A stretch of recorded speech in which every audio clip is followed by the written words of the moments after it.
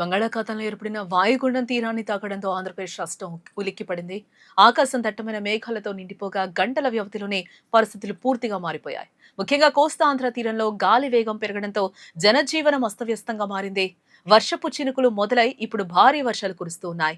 రాష్ట్ర విపత్తుల నిర్వహణ సంస్థ ఈ పరిస్థితిని అత్యంత తీవ్రంగా పరిగణలోనికి తీసుకుంది. రాబోయే 24 గంటల పాటు రాష్ట్ర వ్యాప్తంగా ముఖ్యంగా కోస్తా మరియు రాయలసీమ జిల్లాలో భారీ వర్షాలు కురిసే అవకాశం ఉందని వాతావరణ శాఖ స్పష్టం చేసింది. శ్రీకాకుళం, విజయనగరం, విశాఖపట్నం, ఉభయ గోదావరి జిల్లాలు, కృష్ణా, గుంటూరు, ప్రకాశం జిల్లాలో వాయుగుండం ప్రభావం స్పష్టంగా కనిపిస్తూ ఉంది. ఈదురుగాలులు గంటకు 40 నుంచి 50 కిలోమీటర్ల వేగంతో వీస్తున్నందున ప్రజలు అప్రమత్తంగా ఉండాలని అధికారులు కూడా హెచ్చరిస్తూ ఉన్నారు. భారీ వర్షాల వల్ల లోతట్టు ప్రాంతాలు జలమయమయ్యే అవకాశం ఉంది. నదీ పరివాహక ప్రాంతాల ప్రజలు తక్షణమే సురక్షిత ప్రాంతాలకు తరలి వెళ్లాలి.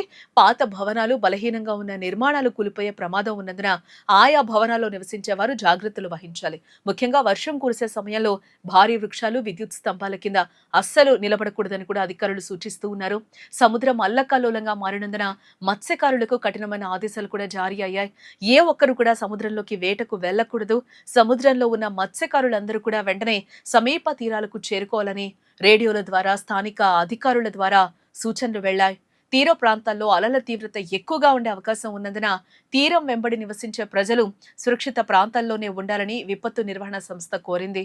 రాయలసీమ జిల్లాలైన కర్నూలు, వైఎస్ఆర్ కడప, అనంతపురం, చిత్తూరు జిల్లాల్లో కూడా వాతావరణం ప్రతికూలంగా మారింది. ఇక్కడ కూడా మోస్తరు నుండి భారీ వర్షాలు కురిసే అవకాశం ఉందని అంచనా. అన్నదాతలు తమ పంటలను కాపాడుకోవాలని వ్యవసాయ శాఖ అధికారులు సూచిస్తూ ఉన్నారు.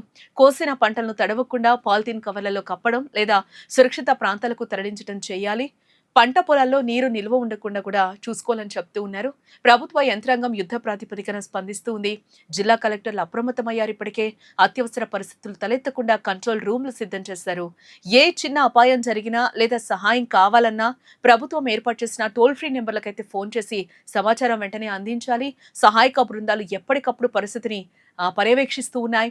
విద్యుత్ సరఫరాకు అంతరాయం కలిగే అవకాశం ఉన్నందున ముందు జాగ్రత్తగా టార్చ్ లైట్లు, అత్యవసర మందులు సిద్ధం చేసుకోవాలి. సోషల్ మీడియాలో వచ్చే వదంతులను అస్సలు నమ్మకూడదు. కేవలం ప్రభుత్వం ఇచ్చే అధికారిక సమాచారాన్ని మాత్రమే అనుసరించాలి. ఏపీలో కురుస్తున్న ఈ భారీ వర్షాల నేపథ్యంలో ప్రజలు అప్రమత్తంగా ఉండి క్షేమంగా ఉండాలని విపత్తుల నిర్వహణ సంస్థ కోరుతోంది. భారీ వర్షం పడుతున్నప్పుడు అనవసరమైన ప్రయాణాలకు దూరంగా ఉండడమే మంచిది.